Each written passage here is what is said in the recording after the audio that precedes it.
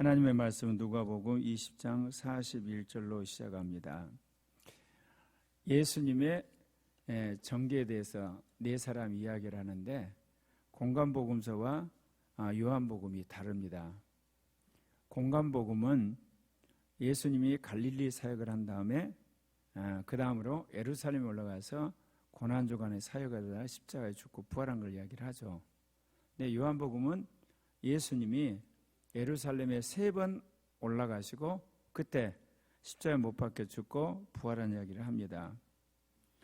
우리가 읽은 이 누가복음에는 이제 예수님이 예루살렘에 올라가셨을 때 무엇보다도 이 성전에 있는 장사하는 사람들을 보시고 분노하셔서 거기에 있는 모든 사람들을 쫓아냅니다. 그러시면서 내 집은 기도하는 집이다. 강도의 구를 만들었다면서 주님께서 경로를 하시죠. 그러고 나서 이제 이 예루살렘과 예루살렘 성전에 있는 지도자들과 격렬한 신학적 논쟁을 하게 됩니다. 가장 먼저 예수님은 그 대사관과 서기관과 장로들이 무슨 권위로 이렇게 하냐고 이제 그 질문할 때 거기에 대해서 주님께서 세례 요한은 무슨 권위로 하느냐 되물으심으로 당신이 신적 권위가 있는 걸 이야기하시죠. 그러고 나니까 그 다음에 또 제사장들과 대제사장들이 나서가지고 카이사에게 세금을 바치는 게 옳으냐 그러냐 또 질문하죠. 그때 주님이 이 화폐에 누구의 화상이 있냐, 한마디로 카이사에게 세금을 바치고 하나님께 바치라 이야기하죠. 그러니까 이제 또 사두개인들이 나서서 부활 이야기를 합니다. 그때 주님이 부활한 사람 천사처럼 시집장가 안 간다 이야기를 하시죠. 바로 그 말씀을 하신 연후에 오늘 이 말씀을 하시는 거죠. 예수께서 그들의 이르시되 사람들이 어찌하여 그리스도를 다윗의 자손이라 하느냐. 그러니까 그 당시 이스라엘 사람들은 메시아가 다윗의 자손으로 온다는 거죠. 그런데 예수님은 거꾸로 다윗이 그리스도로 말미암아 세움받았다는 이야기를 하시는 겁니다.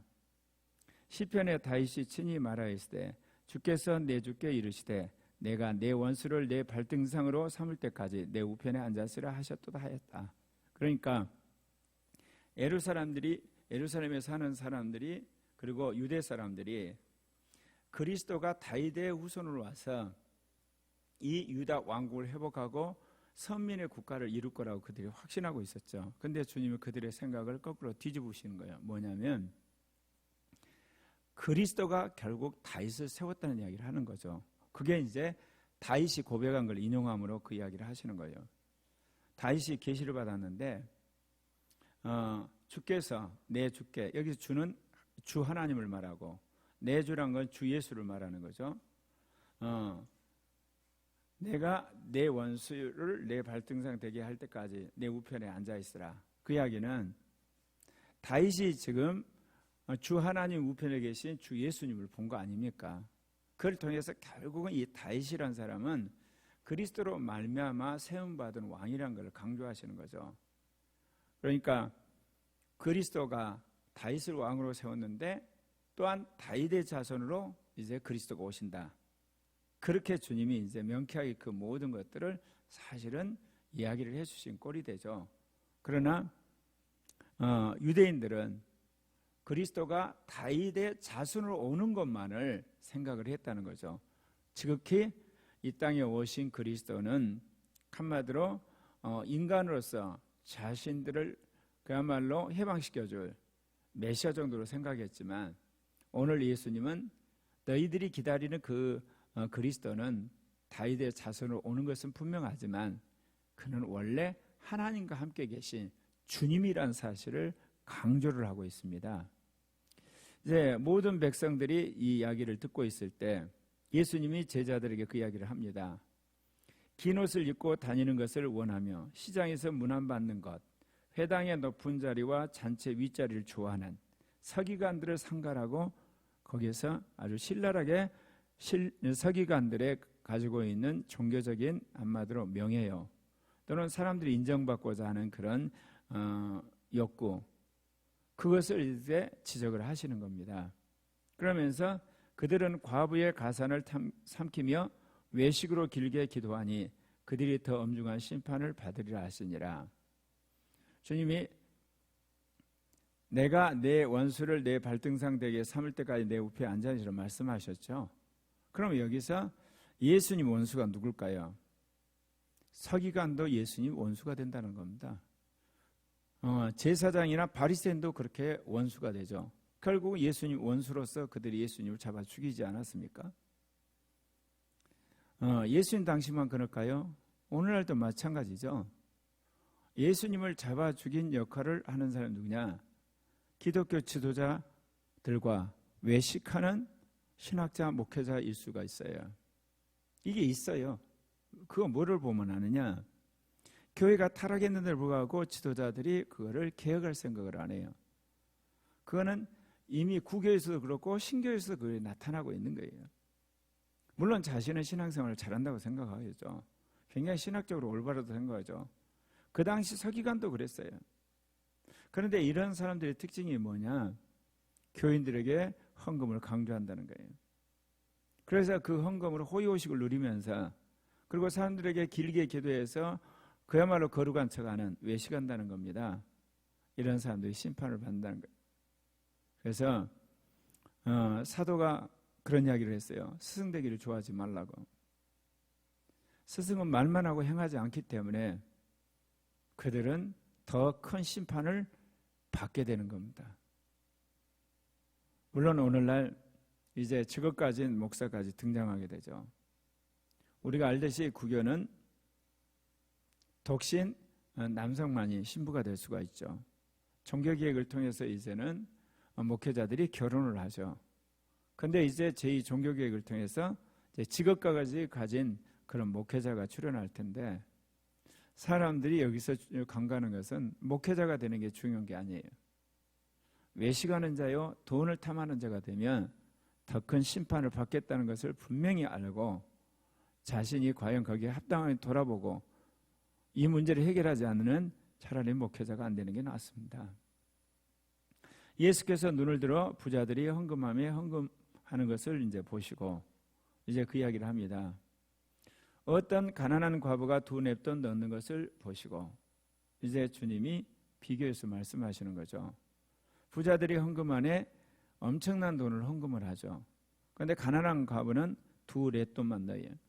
여기서 냅돈이라는 것은 뭐냐? 노동자 하루 품삯의 128분의 1. 그러니까 이거는 헌금이라 할 수도 없죠. 그런데 주님이 오늘 이 헌금에 대해서 명확한 이야기를 하시죠. 이 가난한 과부가 다른 모든 사람보다 많이 넣었도다 그렇게 이야기를 하세요. 그러면 주님은 어떤 관점에서 이야기하냐? 우리는 이 자본주의 사회에 살기 때문에 돈의 양을 중요시하죠. 얼마나 많은 헌금을 했냐. 그런데 주님은 얼마나 많은 비율의 헌금을 했냐로 따지시는 거예요. 그게 그 사람의 삶의 헌신이기 때문에. 그래서 저들은 그 풍족한 중에서 헌금을 넣었거니와 이 과부는 그 가난한 중에서 자기가 가지고 있는 생활비 전부를 넣었다는 그런 표현을 써요. 그러니까 부자는 자기의 삶의 일부를 헌신했지만 이 가난한 과부는 자기 전부를 헌신했다는 거죠. 우리가 신앙생활에서 신앙의 성장의 척도를 평가하는 것 중에 하나가 제가 그 사람과 성경과의 관계라고 그랬죠. 처음 초신자일 때는 성경 안에 있는 복음만을 믿죠. 왜냐하면 자기가 복음을 믿음으로 구원을 받았기 때문에.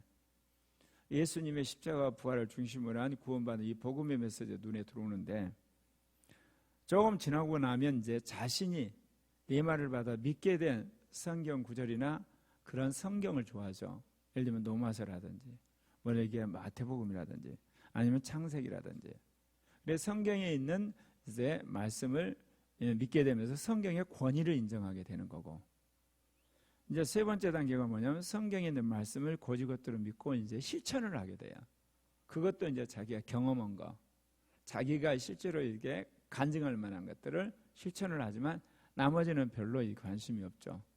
그러다가 마지막 단계는 성경에 있는 모든 말씀이 성취된다는 걸 믿고 꾸준히 그 말씀 하나하나를 성취해가는 그런 단계로 이제 우리 신앙의 어떤 단계를 평가할 수가 있는데요.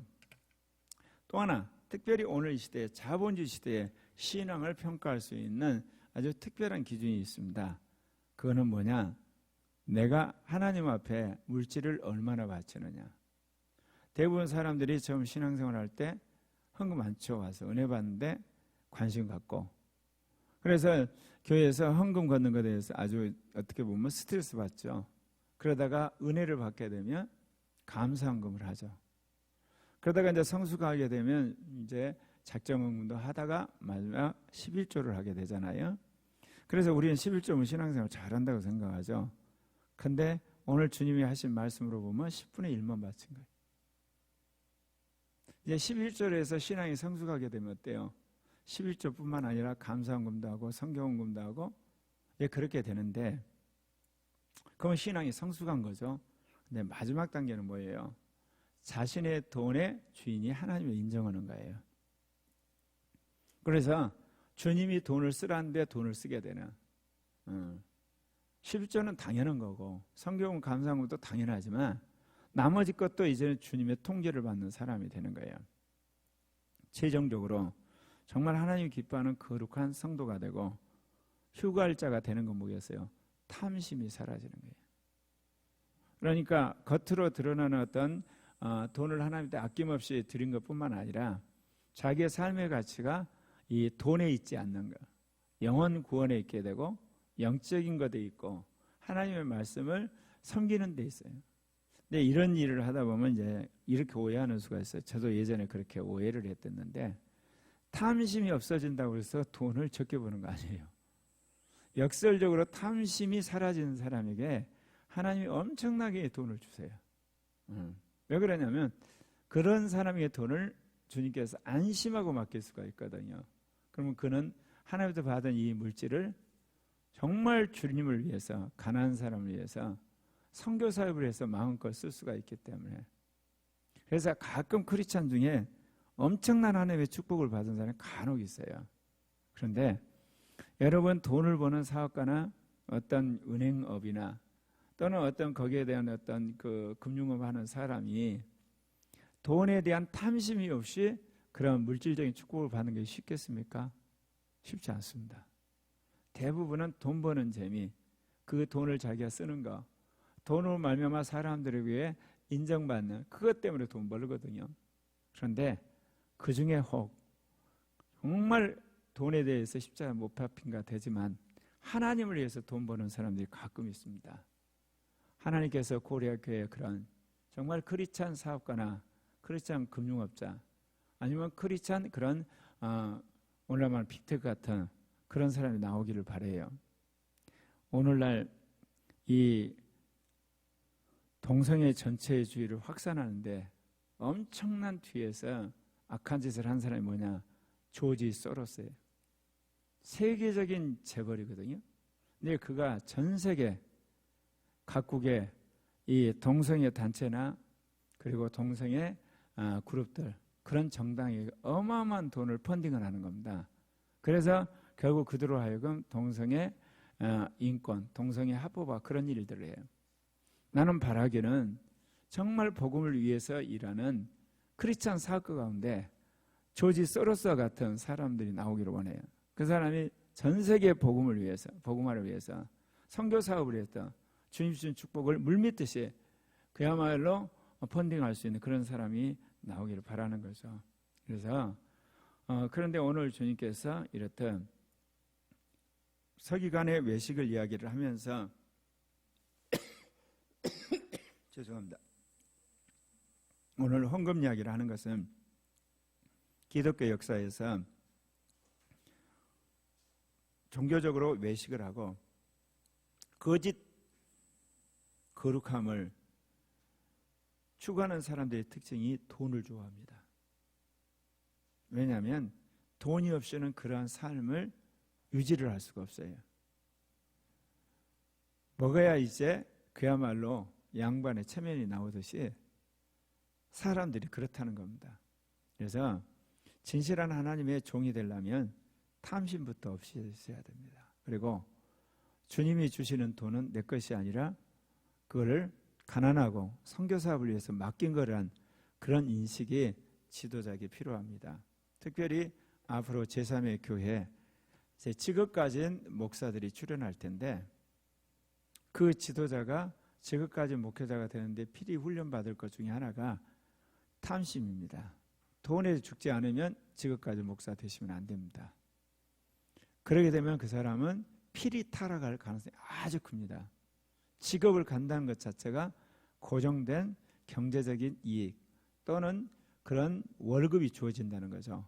그랬을 때 어떻게 했습니까?